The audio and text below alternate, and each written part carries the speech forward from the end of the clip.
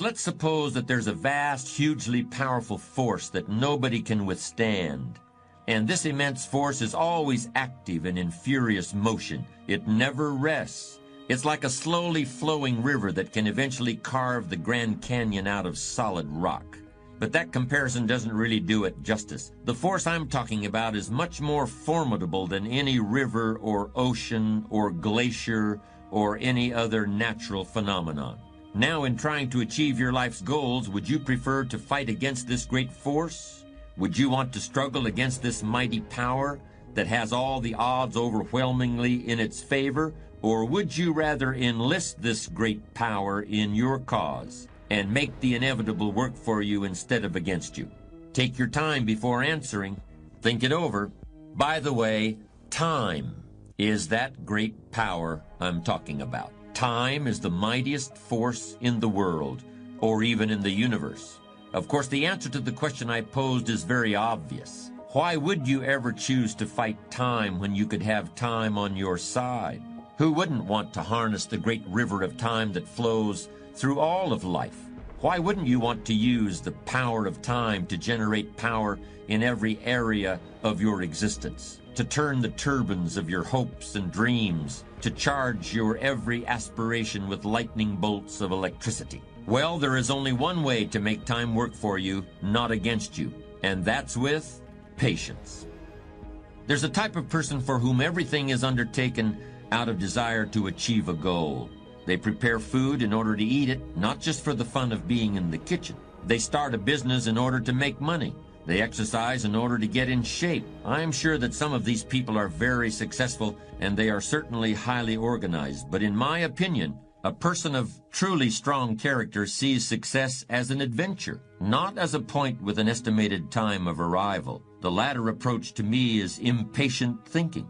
Impatient thinking can lead a person into some very big mistakes. First of all, when you are always looking somewhere else, whether it's down the road or up toward the top of the mountain or off toward the left field fence, where you're hoping to hit that grand slam home run, when you're looking off in the distance like that, you often miss what's under your very own nose. That means the pleasure and fun of living which come in the here and now get overlooked for something that not only isn't here yet, but might never arrive. True patience is more than just a waiting game. Patience doesn't mean you sit around hoping for something to happen. Patience is not a passive quality. Sometimes patience can mean doing something else entirely, thinking about another venture, taking off in a different direction, while you give events a chance to run their course, where you can try anything you want in order to hurry things up, but things just aren't going to hurry.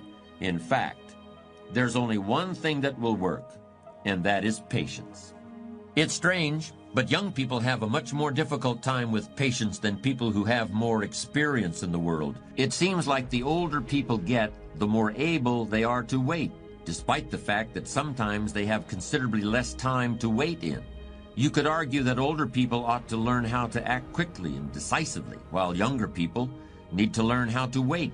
When you're young, you really have just about all the time in the world, and you just can't wait to use it. For a young person to have patience is a rare and powerful thing. How can we explain that impatience of the young? Maybe it's because when you're a teenager or in your early 20s, 1 year seems like a very long time. 5 years seems like forever, and 10 years is almost more than you can possibly imagine. But more mature individuals can actually look back 10 or 20 or even 30 years, and they can use the knowledge they've gained to create patience and a sense of perspective. At the risk of confusing you, I'm going to make what may sound like a contradictory statement. Here it is. A patient man is always richer than an impatient one, even if the patient man has less money. What do I mean by that statement? Well, riches and wealth can take other forms besides dollars and cents. Okay, that sounds good, so in what sense is the patient man richer? The actual answer is very simple. A patient man is always richer than the impatient one because the patient man can always afford to wait. The patient man is never desperate. The patient man has time to spare, while the man in a hurry is always on the verge of bankruptcy as far as time is concerned. In any situation you can think of, impatience is a source of weakness and fear, while patience is substance and strength. And here's another way that patience gives the person who has it an incalculable advantage over the person who doesn't, and gives him deeper insight into himself and others, which is a mark of great character. If you can only see the short term, if you can only think in terms of the here and now, then you are like a man with one eye. You can't judge distances. You live in a world that's flat and two-dimensional. In other words, the impatient person lacks all sense of perspective. Perspective lets you measure your plans and current events against things that have already occurred, and also against your desires and aspirations for the future. Then and now, here and there, near and far, need and know, watch and wait. These are the dual optics that allow the patient man to see in stereo, where the nearsighted person sees only the present, or the dreamer sees only an imaginary future, and more likely than not, trips over his mistakes trying to get there. The history of this century can tell us a great deal about the value of patience and perspective. History proves that time is the strongest ally you can possibly have, no matter what the odds against you or the level of adversity you're facing. Time gives strength to those who have it on their side. The odd thing is, sometimes waiting for years is easier than it is to wait for a few days or even a few minutes. None of us felt too strained because we had to wait 12 years to go through grammar school, middle school, and high school before getting out, or at least the first 11 and a half years didn't strain my patience, but ask me to wait 45 minutes for a plane flight, or 20 minutes in the waiting room of a dentist's office, and if you catch me on the wrong day, it's almost more than I can handle. We all find ways to wait for the next paycheck, but how many can wait patiently in a checkout line in a crowded supermarket? How many people can stand and wait quietly for an overdue train on a railroad platform? It's as though there are two kinds of patience.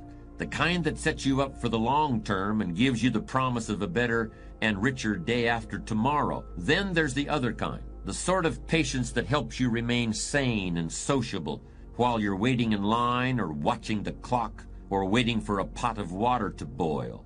These kinds of patience, so different and yet so much the same, meld into your character and have a fundamental effect on your physical constitution. Any doctor will tell you that it's better for you and everyone around you if you don't get exasperated with little things, if you don't fly off the handle at every annoyance and stick in your way. It keeps your blood pressure down and your friends and neighbors happy if you can greet life's little problems with equanimity and patience, because almost all problems can be solved if only you take the time to see them and think them through. That's very easy to understand and it's very easy to say, but it takes strong character to put it into practice. I'm never sure what to think when people say, I want to make $1 million by the time I'm 40, or I want to retire by the age of 45. This combination of goals plus deadlines strikes me as short-sighted and maybe even a bit naive. It takes a worthwhile goal and subjects it to an imposed timetable. While you might have an idea of what $1 million would mean to you, or you might have really exciting plans for your life after you hang up the tie and business suit, I don't see how a person can reasonably expect to know who or what he will be or think or feel at some arbitrary moment in the future. This kind of thinking misses the whole point of success. The real payoff in financial and worldly success isn't the result of an amount of money divided by the age you are when you get it, or some other actuarial formula. The real payoff is found in the qualities of character you develop along the way.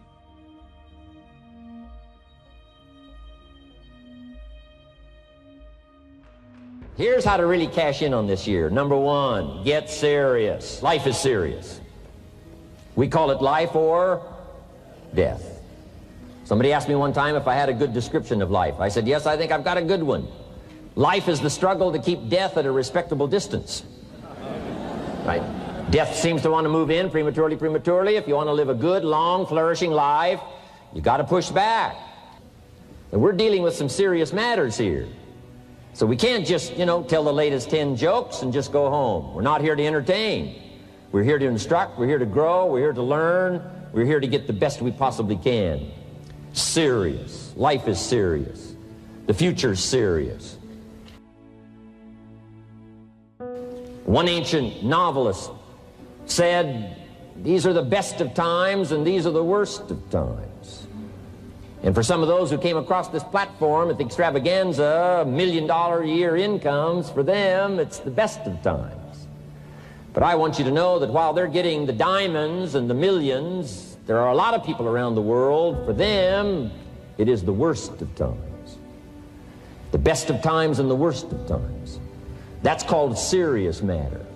How come such a difference from those who can reach such incredible heights and those who haven't yet found the answers for their life and their health and their future? We just have to ponder that and let that give us a note of seriousness, a note of seriousness. It's serious whether you win or lose.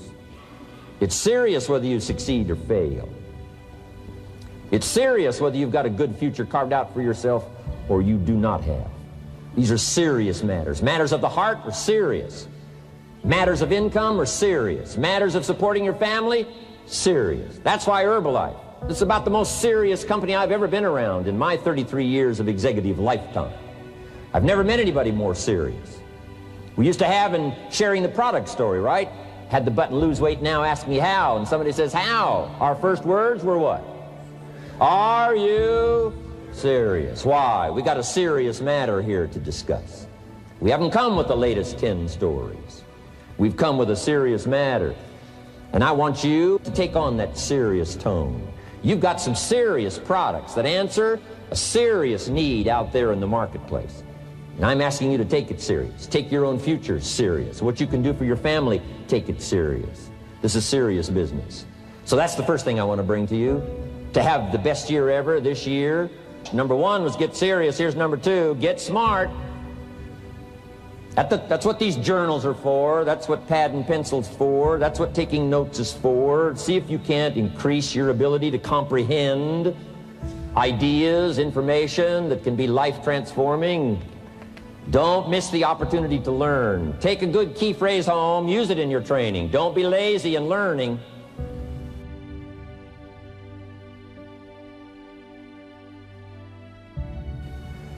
Don't be casual in learning.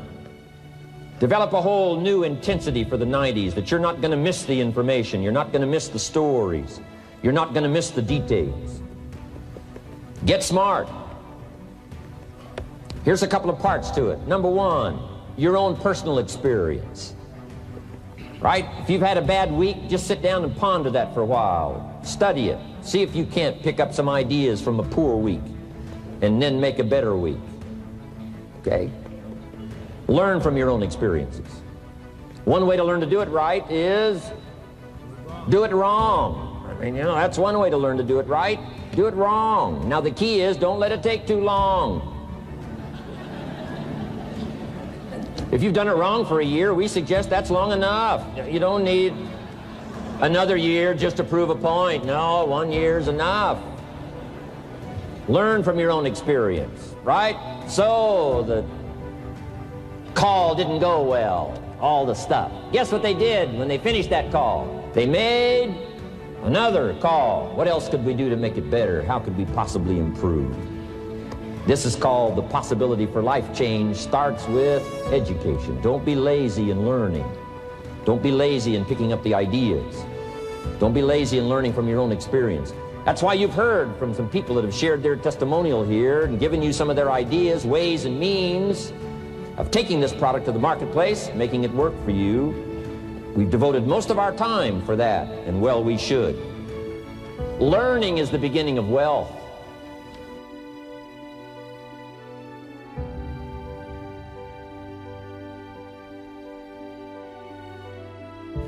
Learning is the beginning of life change. Some people want to start with motivation, but you don't start with motivation. You can tell we don't spend that much time on motivation. Right? Some companies, right, by now they'd be standing on the chairs, waving the flag, singing the old gray mare or some silly thing. That's not Herbalife. We've got a serious task to do. And we're here, enough motivation, certainly. But here's the best motivation we've got going. The proof of our success. When we bring our success stories to this platform, that's enough motivation. When we bring our dedication and let it show, we let the work of our hands show, that's the motivation we want. Right? Not just excitement. Just excitement alone won't do it. Somebody says, just motivate this guy, he'll be all right. And the answer is no, probably not. If a guy's an idiot, you motivate him, now you got a motivated idiot. No.